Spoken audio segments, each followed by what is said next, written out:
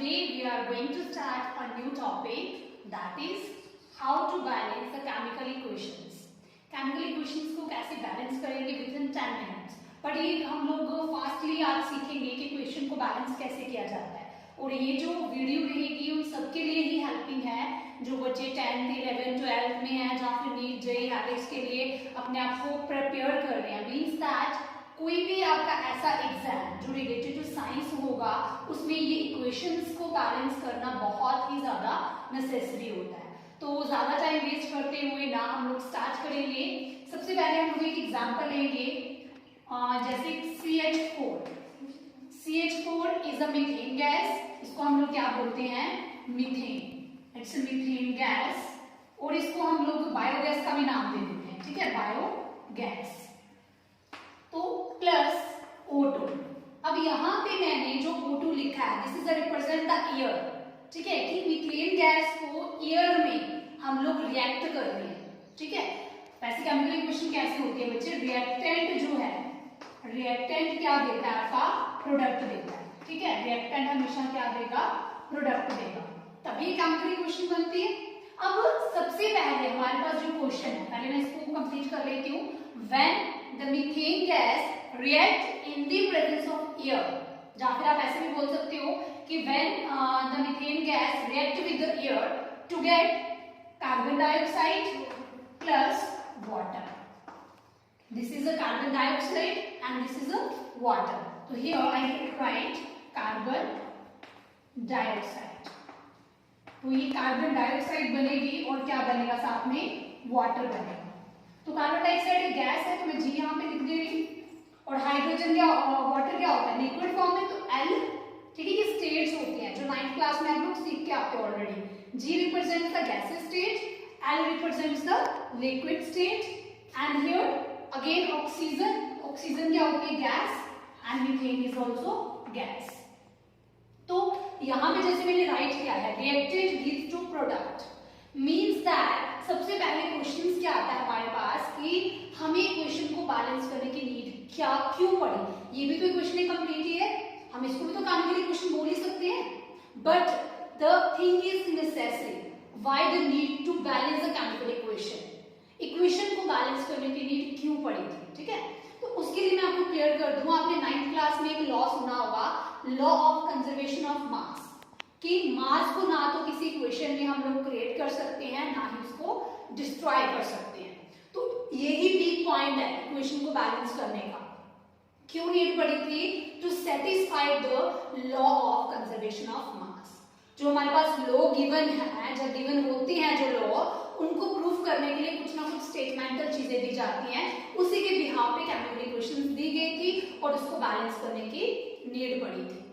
आई think आपको clear हो रही है ये बात कि इक्वेशन को बैलेंस करने की, देखो दिस इज अ इक्वेशन, ये भी एक इक्वेशन ही है केमिकल. इसको मैं ये नहीं बोल सकती कि this is not a chemical equation, but it's not a balance chemical equation.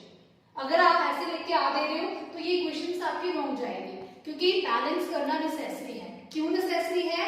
Law of conservation of मास को सेटिस्फाइड करवाने के लिए.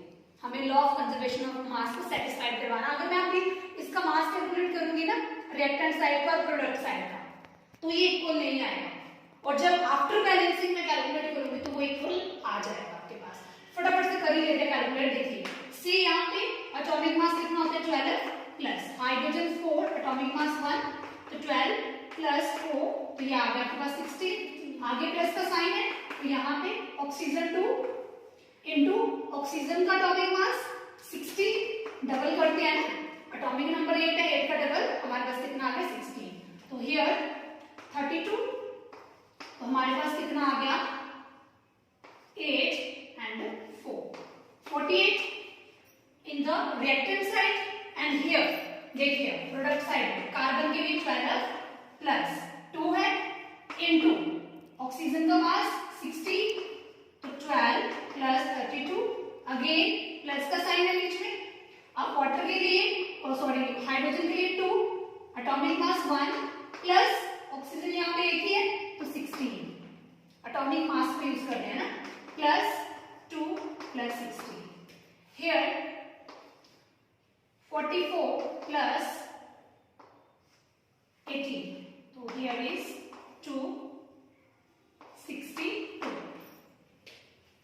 तो यहाँ पे आप लोग देखिए, this one is a product side and this one is a reactant side. The mass is not same in both the sides because it is not balanced equation. अभी तक ये इक्वेशन बैलेंस नहीं की गई थी, इसीलिए इसके जो मास है रिएक्टेंट और प्रोडक्ट की साइड पे क्या आ रहे हैं, डिफरेंट आ रहे हैं। और यही रीजन है इक्वेशन को बैलेंस करने का कि ऑटोमेटिकली ये मास जो होंगे ना वो सेम हो जाएंगे और हमारा जो लॉ है, law of conservation of mass, वो सेटिस्फाइड होगा। Now this is known as a skeleton equation, this is known as skeleton equation. जो इक्वेशन बैलेंस नहीं होगी उसको हम लोग साइंस की लैंग्वेज में कौन सी इक्वेशन बोलेंगे, स्केलेटन इक्वेशन। मतलब कि बैलेंस नहीं है, मास आपने देखे इक्वल नहीं आ रहे, जब हम इसको बैलेंस करेंगे तो मास अपने आप ये जो है इक्वल बन जाएंगे और यही नीड है इक्वेशन को बैलेंस करने की। आई थिंक आपको ये बात पहले क्लियर हो गई है। ठीक है, नेक्स्ट चलते हैं, इसको बैलेंस करेंगे अभी फटाफट से। ठीक है, तो इक्वेशन स्केलेटन अभी हटा देते हैं, है ना, हम इसको बैलेंस करेंगे। चलिए, बैलेंस करने के लिए आपको रिएक्टेंट साइड को, प्रोडक्ट साइड को, जितने भी एलिमेंट्स होंगे उसको अलग अलग लिखना है और उसके बाद उसको बैलेंस कर लेना है। दिस वन इज लिखते हैं हम लोग left hand side and this one is right hand side. चलिए, सबसे पहले कार्बन कितने यहाँ पे, 1, hydrogen 4, again oxygen 2. Now here carbon is 1, oxygen is 2, again hydrogen is 2, oxygen total यहाँ पे 3 है, बट मैं अलग अलग लिखूंगी ताकि आपको समझ आ जाए। oxygen again 1. Now check the carbon, here is 1 and here is also 1. Now this is balanced in both side. Carbon दोनों तरफ एक एक है तो बैलेंस्ड है। अब ये हमारे टर्न है हाइड्रोजन को देखने की, तो here hydrogen 4 and here hydrogen 2. Now अब हमें नीड क्या है, यहाँ पे 4 है, यहाँ पे 2 है।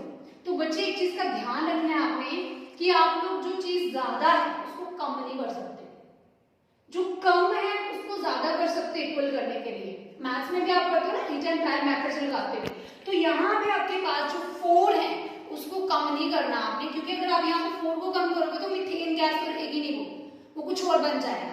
तो आपने जो ज्यादा है उसको कम नहीं करना, जो कम है उसकी तरफ आ जाओ, उसको आप ज्यादा कर दो इक्वल करने के लिए। तो यहाँ पे 4 है, यहाँ पे 2 है, तो हमें नीड क्या है, 2 हाइड्रोजन की। तो यहाँ पे मल्टीप्लाई अगर मैं 2 के साथ करूंगी, अगर यहाँ पे 2 के साथ मल्टीप्लाई हो जाता है तो 4 इक्वल हो जाएंगे ना। तो हियर यहाँ पे 2 लगा दो, मल्टीप्लाई हो जाएगा 4। नाउ अगर यहाँ पे 2 लगाने पे ये हाइड्रोजन 2 के साथ मल्टीपल है तो बेटा ये ऑक्सीजन भी मल्टीपल 2 के साथ होगी, इस चीज का ध्यान रखना है। ठीक है, तो यहाँ पे 2, ऑक्सीजन भी बढ़ गई। Here hydrogen 4, here hydrogen is 4. Now balanced. Now turn for the oxygen. 2 and 1 3. Here 2 and 2 4. One more oxygen needed in the left hand side. तो चेक करते हैं हम यहाँ पे, अगर मैं यहाँ पे 2 है, यहाँ पे अगर मैं यहाँ पे 2 के साथ मल्टीप्लाई कर देती हूँ, है ना, तो 4 बन जाएगा, क्योंकि इधर भी 4 है, तो यहाँ पे 2 के साथ मल्टीप्लाई, तो here I put 2, 2 2s are 4. Now check it again, oxygen 4, 2 and 2, oxygen 4. Now this is a balanced equation. Again you take carbon 1, carbon 1, hydrogen 4, hydrogen 4, 2 oxygen here and 2 oxygen is here, total 4 and here 4. So this is a balanced equation. अभी हमने balance कर लिया इस equation को। अभी ये जो आपकी है, जब आप लॉ ऑफ कंजर्वेशन ऑफ मास जब आप अभी कैलकुलेट करोगे ना, दोनों तरफ का इक्वल आएगा। अभी चेक करते हैं इसको, तो इसका स्क्रीनशॉट ले लेना, बड़ी इजीली वे से अभी हम इसका मास कैलकुलेट करेंगे कि मैम जो आपने बिगनिंग में बात बोली थी क्या वो सच में सच है, तो वो आपके अभी प्रूफ होएगी। देखना, carbon 12 plus 4 into 1 plus 2 into 4 into 16, oxygen का मास 16, 2 2s are 4, 12 प्लस 4 प्लस 64, तो ये आपके पास आ जाएगा 60, 64, 0, 8.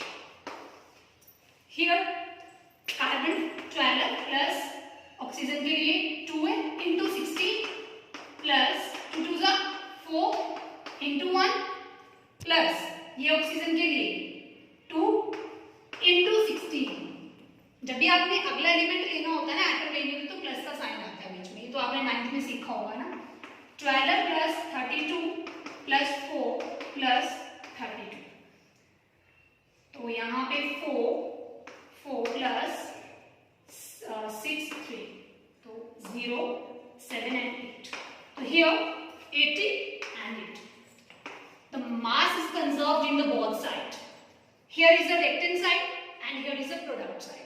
तो ऑटोमेटिकली जब आप इक्वेशन को बैलेंस करोगे, मास को कुछ करने की नीड पड़ेगी, ऑटोमेटिकली वो सेम आ जाता है. तो यही नीड है इक्वेशन को बैलेंस करने की, to satisfy the law of conservation of mass.